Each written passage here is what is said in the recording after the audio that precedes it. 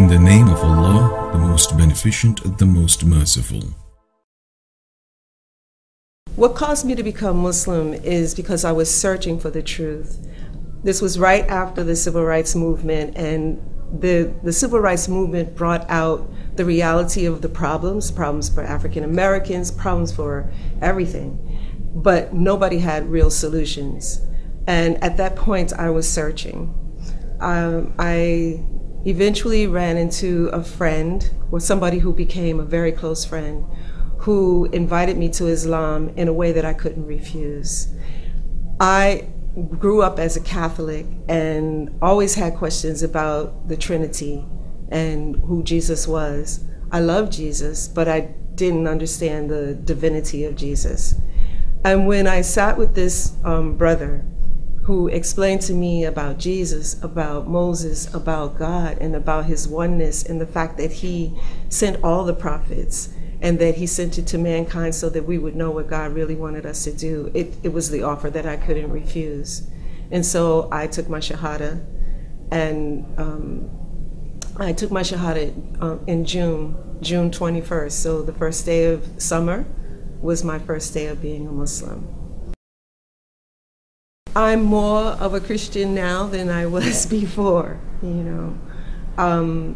Being born American, I know that the truth of the fact is most Christians don't practice their religion.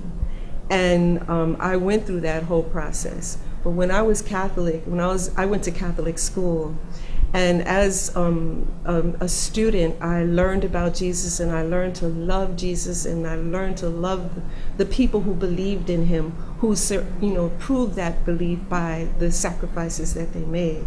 And I always wanted to aspire to be that type of person. And when I became Muslim and learned that, you know, Jesus is a messenger of God, and that Allah gave him the power to do everything that he was able to do, because Allah has the power to do anything. He created the heavens and the earth, and the creation of the heavens and the earth are far more amazing than the creation of mankind. And he could create a man, and he could give him the power to raise the dead and what have you. And this is what Jesus said. One of the things that I did do is, after I became Muslim, you know, after a few years, I read the Bible again. And I read the red-lettered Bible, where it just highlights what Jesus said. And I read through all the things that Jesus said, and he didn't really say that he was the Son of God. And he didn't invite the people to believe that he was the Son of God. He invited the people to God. He said the greatest of all commandments is to love your Lord, your God, with your whole heart, soul, mind, and strength.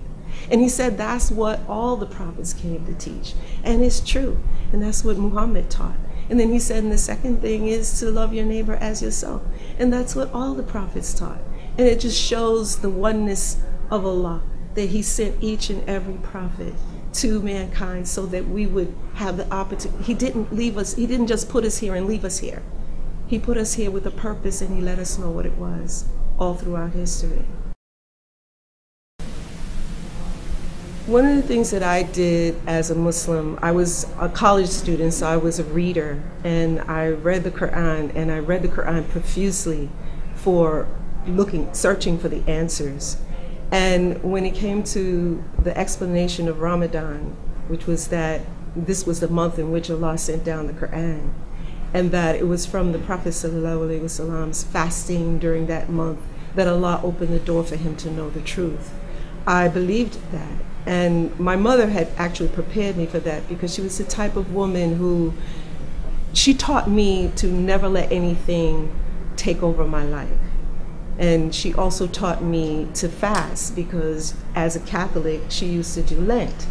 And we would always have to give up something.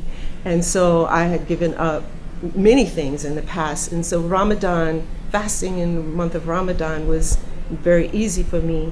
And eventually I learned that it was a way of purifying my heart and opening my mind and helping me to understand who Allah is and the truth that he wanted me to understand.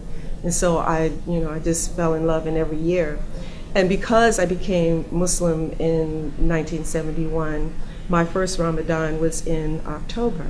And then it backed up all the way through the summer.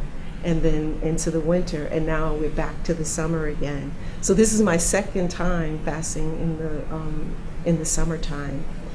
Then I was young, I was ready to go, and I could do anything. Now I'm much older, and so it's interesting because we've done a couple of years now during hot months, and I can still do it.